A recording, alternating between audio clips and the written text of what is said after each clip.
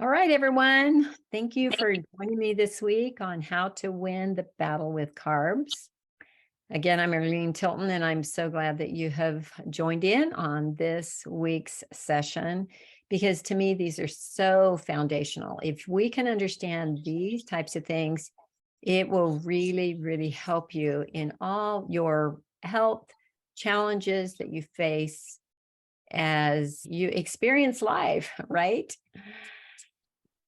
So let me first start by sharing a little bit about Dr. Weston Price. Now, he was in my nutrition studies years ago when I went to school to become a nutritionist. And I always loved his story of how, being a dentist in the 1930s, he could see people come in and he would look at their teeth and wondered why their teeth differed from somebody else their age or even from their parents or different cultures. He would look at their teeth. And so he decided to take a 10-year tour around the earth. And what he did was he visited the indigenous cultures worldwide, all over. And these were different regions, but he really wanted especially to focus on the indigenous cultures that were basically away from civilization, that kind of kept to themselves. And as he did this, you can see this 8 group of pictures, the ones that are on the left of the group or right in the middle. They basically had perfect teeth, perfectly lined jaws. And those on the right that were basically had adopted the Western diet had still crowded teeth, a lot of cavities. And it was very interesting as he made his observations. So of the 12 to 15 cultures that he studied, and I only say 12 to 15 because I don't remember the exact number. I know there was at least 12, but it seemed like it was like 14 or 15. What these people were eating were basically what we call the hunter-gatherer diet. They either hunted for it, they fished for it, they grew it, or they gathered it, or they traded with a neighbor in the community that did the same thing. And basically what he realized that all these cultures that he was studying, basically their diets varied greatly, but they had 4 times the calcium and other minerals that we as Westerners have in our diets, 10 times more fats. Wow. And they were slender people, 10 times more fats.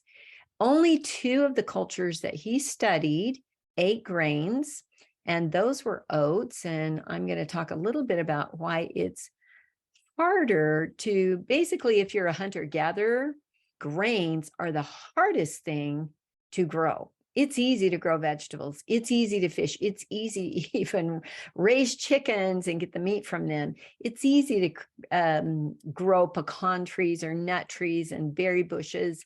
Those things are easy, but growing grains is way more difficult. And so these cultures basically weren't growing them at all. Only 2 of them ate dairy, one of which was Switzerland. And there was another area that he visited that had dairy. But basically, the cultures that really lived the hunter-gatherer diet had virtually no tooth decay or any of the typical Western culture diseases. The thing I loved about this study too was the people, and he really noted this in his study, which I thought was super interesting, is there was no crime. There was no divorce. There was none of this emotional trauma. There was no infertility. Basically, they ate perfect diets and they had near perfect health. And I thought, wow, that was interesting that was what he gathered from this. So if we look at our grains and where did they come from? Yes, they've been around for thousands of years, but our grains are really from grasses. And any of those grains that you see there really is the same family as the grass in your yard. And I thought that was really interesting. They're seeds from grasses. And if you think of centuries back, how they did differently, well, first, the they ate grains and grains flour less frequently. And what I mean by that is that they were eating kind of the hunter-gathering, more vegetables and fruits and some of their meats and stuff, but they weren't eating grains every meal like our typical Americans do. And what I mean by that, they're waking up to breakfast in the morning with cereal or bagels or toast. And then for lunch, they're having sandwiches, they're having burgers. Afternoon, they're having snacks that are uh, anything with pastries and cookies and candies and Twinkies. And then in the evening, they're having pastas and rices and more breads and more grains and grain flours. So typically they ate them a lot less frequent.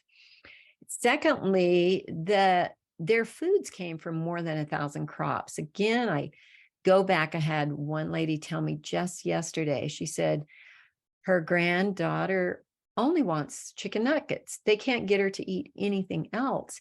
And I thought, in today's world, kids grow up on cereal for breakfast, sandwiches for lunch, and for dinner it's chicken nuggets or hot dogs or even mac and cheese or whatever, but they're not getting a good variety of foods. They're not growing a garden. They're not eating from the garden. They're not getting a huge variety of foods and in balance with fruits and vegetables and good proteins.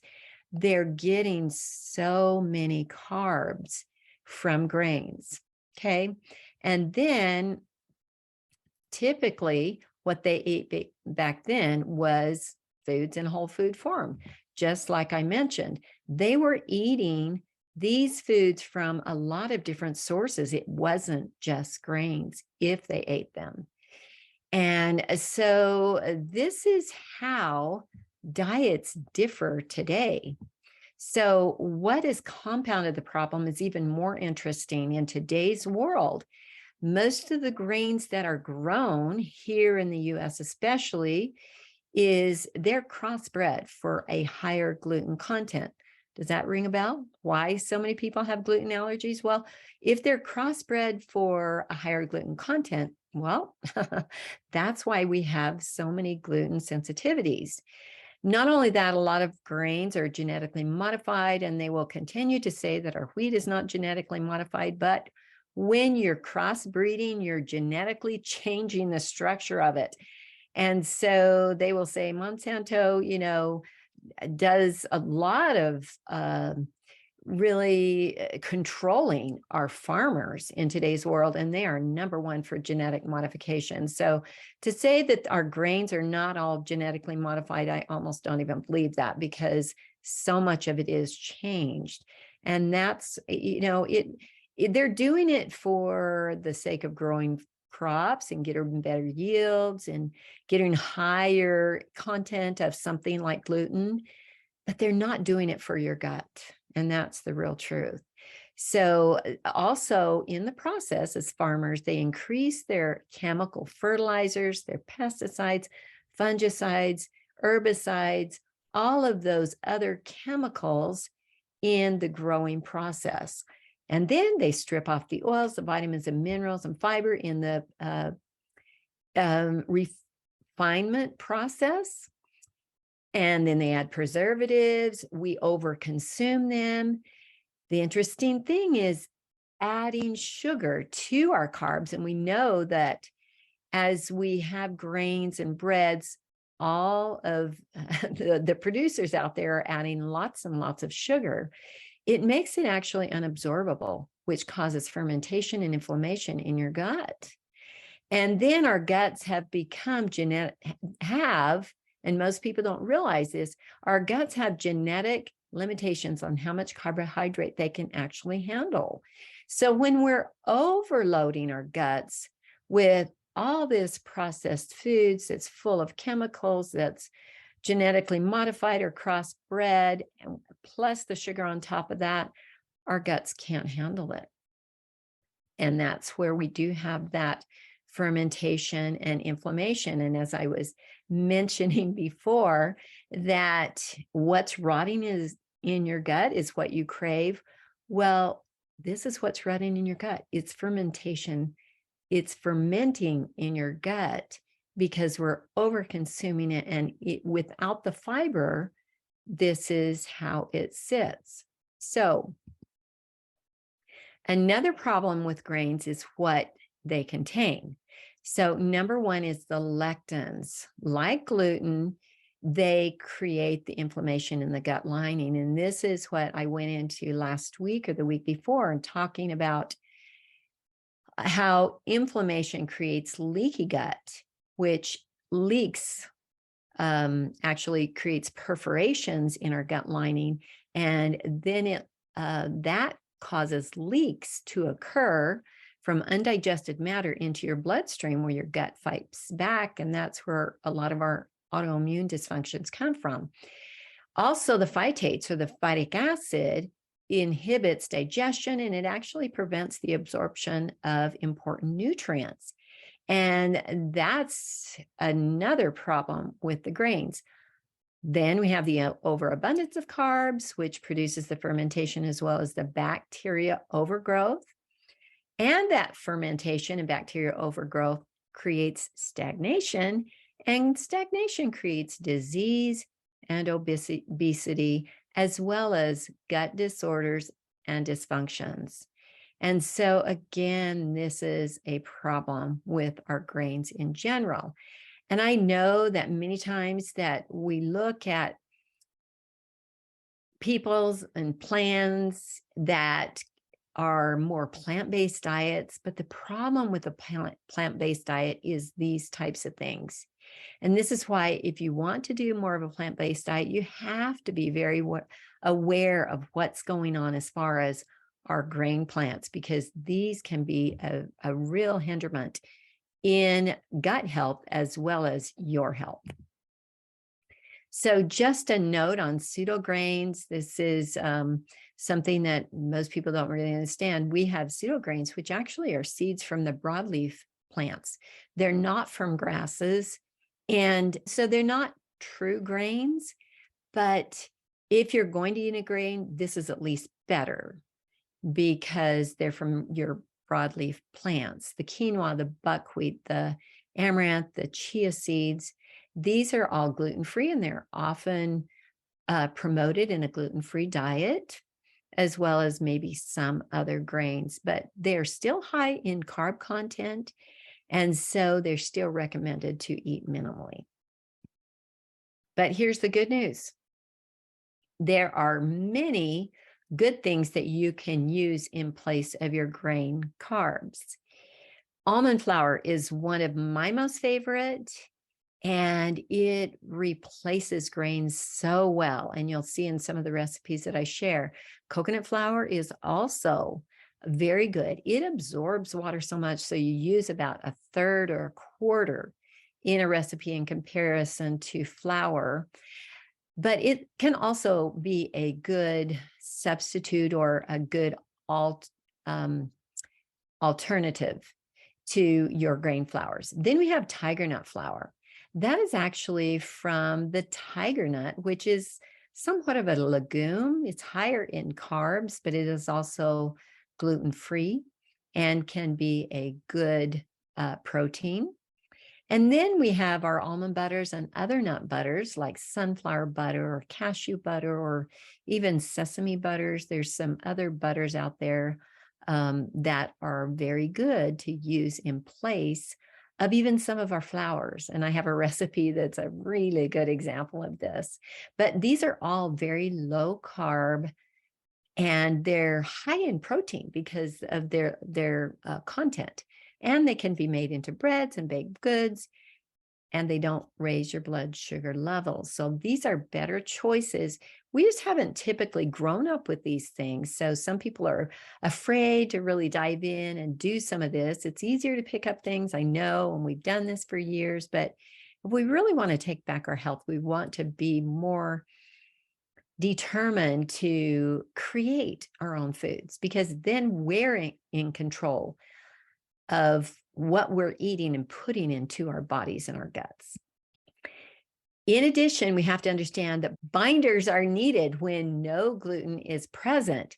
And a real good example of that this week, I had a class that a woman asked me to bring something to, and she said, please follow the recipe specifically. So I did, except that I asked her, I said, can I use almond flour instead of wheat flour? Because I don't even have any. And she said, no problem.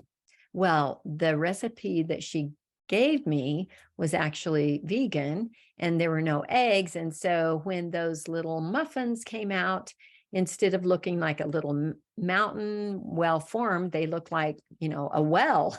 And they were just completely, it was a well instead of a mountain. And so I thought, yep, you can't do that without the eggs. So we need the eggs. They are binders. If there's no gluten, we need some binders. Eggs are really good binders. And so again, I like the fact that there's eggs in there because it builds the protein content. And to me, eggs are good protein. You will often see xanthan gum or guar gum. Now, xanthan gum is a byproduct of sugar. It's actually the gel product or the gel. And some people say that's terrible for you. You can find that in wallpapers and other, industrial things. Well, you can. Glue is glue. It's kind of like that, but you use very little of it. It's actually a food if sugar is a food. And, but you use such a little bit, and I use it on a very rare occasion. Guar gum, much the same, but comes from beans. But sometimes I taste that beanie stuff, and I don't want to taste that in desserts. So I usually, even though I have some guar gum, I've used that before. I prefer the xanthan if I need it.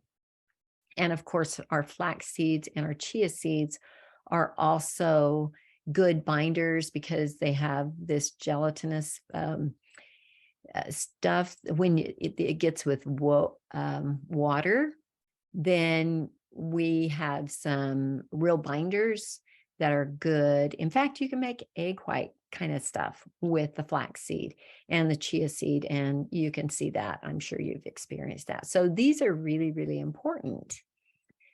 But the good news is that there are some great things that you can make without grains. And so you can see this first one at the left is actually what I call a keto cupcake. And I love it. It's actually made with carob. I don't use chocolate for the caffeine reasons, but it is no grains at all. You will see on the recipe, it actually has carob powder, it has eggs, and it has almond butter. And basically that's the whole muffin. It's really good. And of course, cookies and brownies, pies, and even breads can be successfully made with the almond flour, the coconut flour, maybe even the tiger nut flour, or just the almond butter. And the beauty of these recipes is there's no sugar, milk products, and they're very low carb. Now, I do like to clarify one thing when I say no milk products. I consider myself a dairy-free person across the board. However, I use butter. And people say, how can you be dairy-free and use butter? Well, it was explained to me years ago, and I really understand that this is really the truth because I've made butter many times before. Butter is just the fat from the dairy. It's not the dairy. And in fact, when you make butter, and I've made it again many times, you wash that fat. You wash the milk out of the butter, out of the fat. So basically, it's a good fat to use along with coconut oil and olive oil. Those are basically the three main fat sources that I use because I think that those are really good. But butter can be used and added in a diet that is dairy-free. So hopefully that makes sense. But even for Valentine's Day, you can enjoy low-carb foods. And so this week, I actually had 2 classes yesterday, And I made these little cream puffs, and I was so excited to be able to first be able to make a cream puff without any type of grain flour. And this is my first time doing this. I've made cream puffs over the years many times.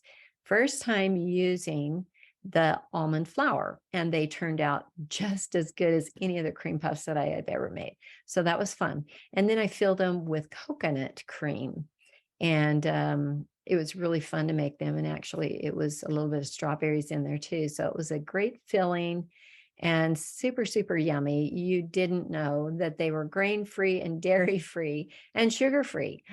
They were just really yummy. The one in the middle actually was a lemon muffin, and I put these in a silicone mold to bake them.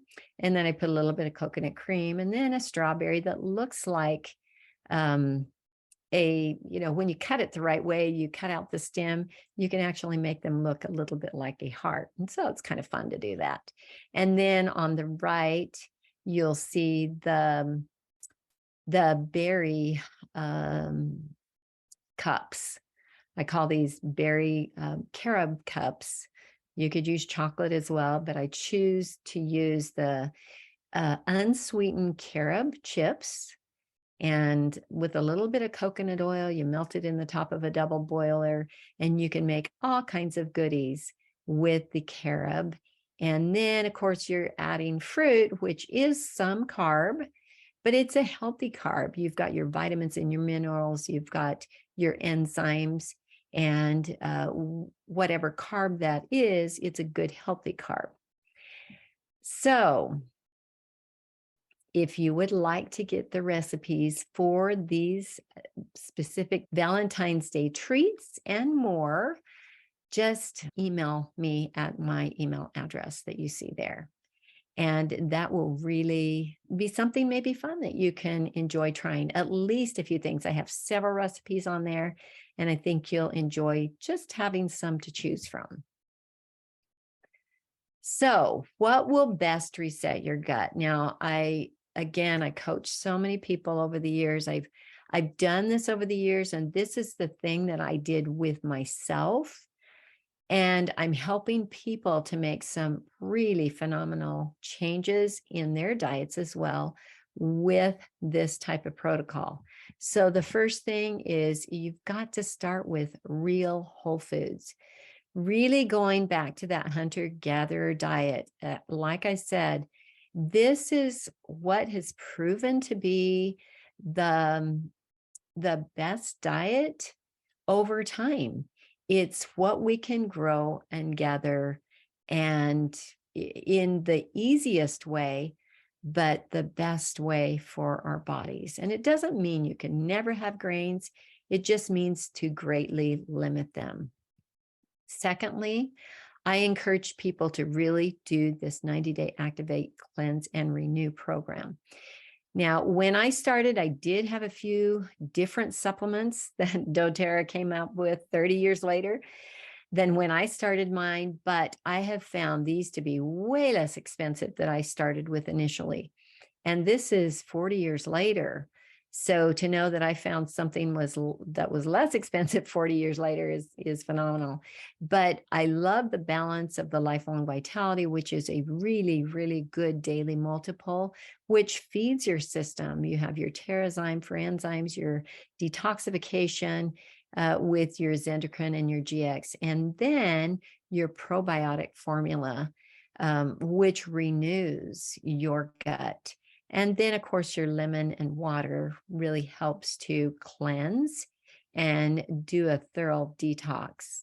In addition, we want to choose anything extra to make sure it's more on your low carb, high protein side, because I'm right there with most of you. We live in a society today where we do eat desserts, we do eat treats on occasion.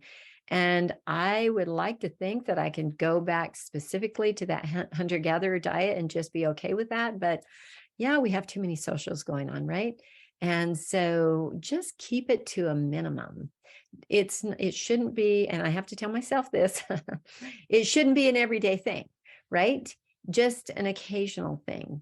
And when we do it as a more occasional thing, it's really okay to do that, especially when we're choosing the best of ingredients.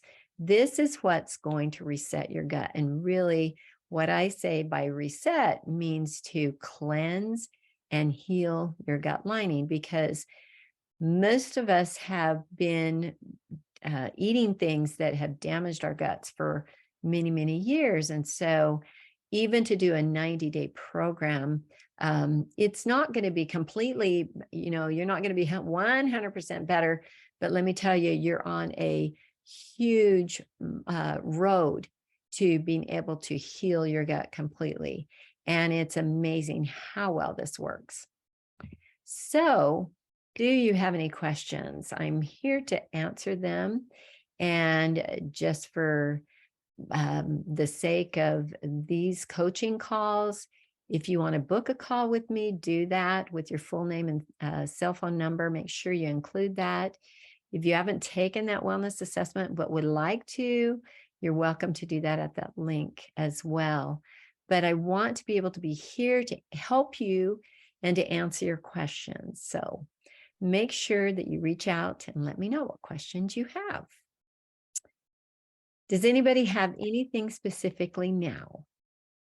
I just have one quick question because you answered the first question, how do we reverse it? So you just gave that answer. But the other one is, how do you use the xanthan gum? So is it like, is it a replacement of sugar, or if it requires sugar, is that where you use that? Very, very good question. No, that little section there was only binders. Oh, okay. Meaning, okay, so we use the flours, but we need binders because we're not using gluten. So the eggs, the xanthan, the core, and the chia or flax, they are good binders. And we just want to use them as a binder. So normally xanthan, I only use a quarter to a half to maybe a teaspoon of xanthan gum. I remember in some of my frozen dessert recipes, I use 2 teaspoons of xanthan. And by the way, you have to either stir it in with something first, like stir it in with your almond flour or blend it in the blender. Because if you just add it to something, it will immediately gel and it will ruin it. So add it with something first. But in my frozen desserts, I had one lady said, "This is too slimy. I don't really like it. How do you keep it from being slimy?" And I'm thinking, oh, okay, let's do it with 1 teaspoon. And I appreciated her saying that instead of 2 teaspoons. So 2 teaspoons is way too much. So again, this is where you could go to half a teaspoon or 1 teaspoon and get away with it. And you could even make a jam or jelly with xanthan if you stirred it into like monk fruit first and then stirred it into your fruit or something like that. It's a great binder. It just pulls things together and you only use a tiny bit of it. Okay. And then I know you may have, this is my last question. Do you have a sample menu that you kind of eat? Because I like your style. It doesn't seem so restrictive that you can't enjoy eating, because I like to eat, right? So I need something that's going to allow me to stick with it, but don't feel like I'm just eating grass all day. So I really do appreciate your meals. They're not so blah. So do you have a sample like breakfast? Because I'm very good at following directions in places where it's tough. Sure. I can tell you briefly, I do intermittent fasting. And so I have basically, I think in the last 6 or 7 months, I've eaten something in the morning, maybe 3 times. I usually don't eat anything in the morning. I just drink in the morning. I drink lots of, water, and I do take my MetaPower Advantage. I do, do that in the morning. And then I do some herbal teas, that kind of stuff, just to have something in my gut, just kind of takes place. But I normally don't eat in the morning. Lunch is, I like a green salad or maybe some leftovers, always with lots of greens or veggies or salads. Make sure and get some good protein. It doesn't always have to be meat. It can be eggs or fish or even seeds, nuts, that kind of thing. And then for dinner, we have a variety of things, but it's a kind of along that line of fish and steamed vegetables, green salads. That's mainly, and sometimes it's wraps, it's a stir fry, and sometimes it's in a lettuce wrap or an almond flour wrap or something like that. But it's more on the lines of still getting lots of greens and vegetables, some steamed, good quality proteins, and vary your proteins. But does that kind of give you an idea? It does. It does. The intermittent fasting, I've done it a few times, but sometimes my schedule, that's the heart of me working with clients. And it's sometimes a challenge, to stop and without eating too fast, because that's my prime times between 12 and 4 to work. So I've done it, but it's sometimes a challenge. So I just need to probably do it as closer to the time as possible. Yeah, I'll figure it out. Okay, thank you. Those were the questions. Yeah.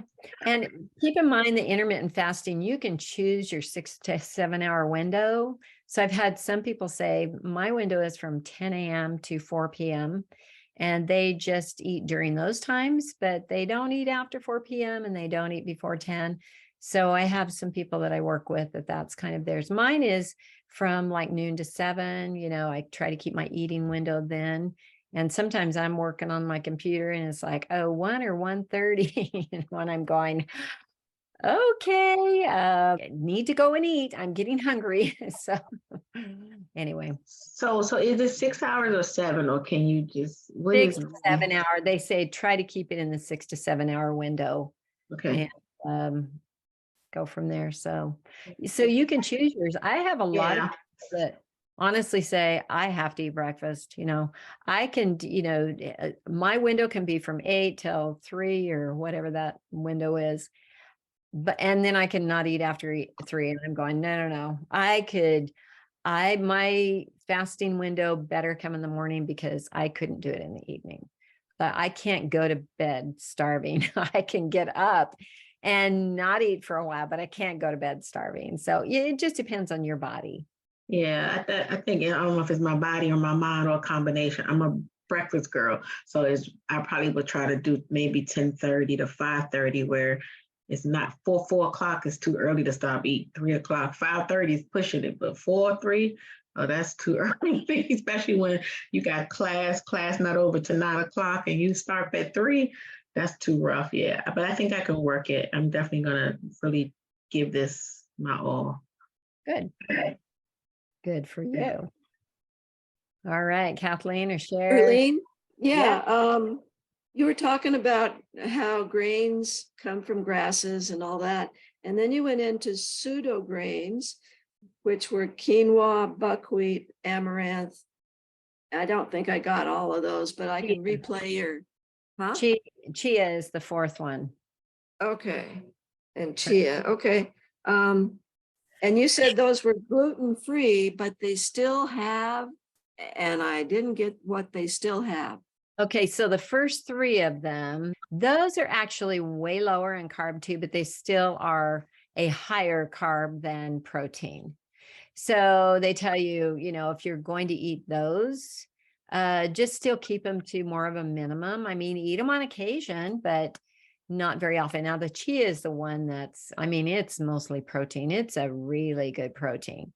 So I wouldn't worry about chia, but you're probably not going to eat chia 3 times a day either, 3 or 4 times a day. So the pseudo grains, just keep them at bay, just use them on occasion and enjoy those as higher protein, lower carb, especially chia, but they still are carbs. So don't go too crazy on them. Okay, another question on the lectins. I get emails from Dr. Stephen Gundry, the heart doctor, and he's so big on lectins and beans and stuff. So are beans like grains? Beans are very high in lectins.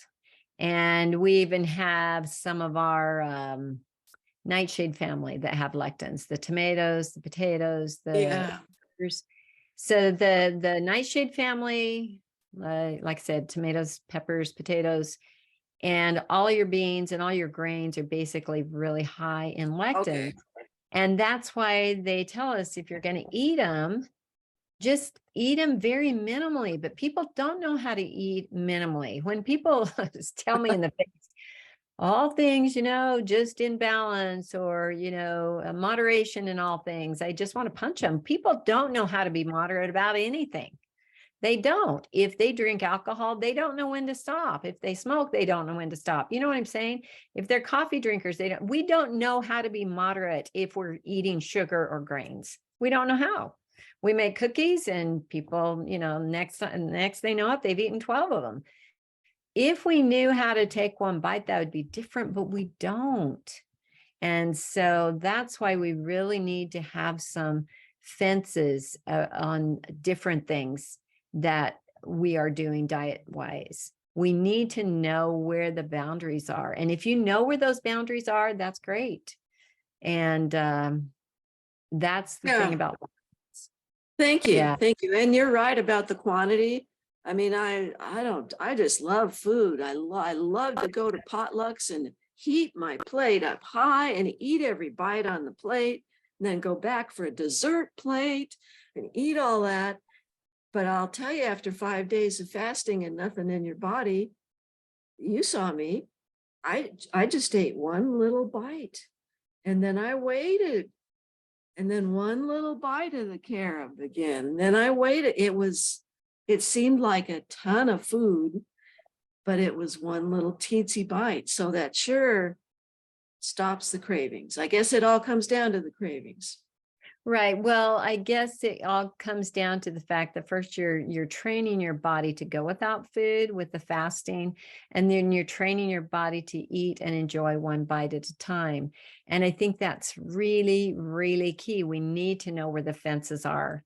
And I remember years ago, one lady asked me, she says, "Do I really have to give up sugar completely?" And I said, "I'm not asking you to do anything. This is totally up to you." But I said, "One question, is sugar your weakness?" And she said, "Yes." And I said, "Well, then you have to know where the fence is. Can you take one bite and call that the fence?" She says, "No, I never can." I said, "Well, then you've got to create that fence for yourself. You got to know where the boundary is. So can you stop at one bite, Thank you, Erleen. Yeah, you're welcome. All right. Any other questions? No, just thank Kathleen today. You've been my inspiration. What? That's awesome, Kathleen. You had a lot of great things to share. So, well, thanks, gals, for being on today. I appreciate your input and questions, and we will see you next week. Thank you, Erleen. And we'll get this copy too, because sometimes I like to go back and watch it because it's such great information. Great. Awesome. Yep. See you. Have a great weekend, everyone.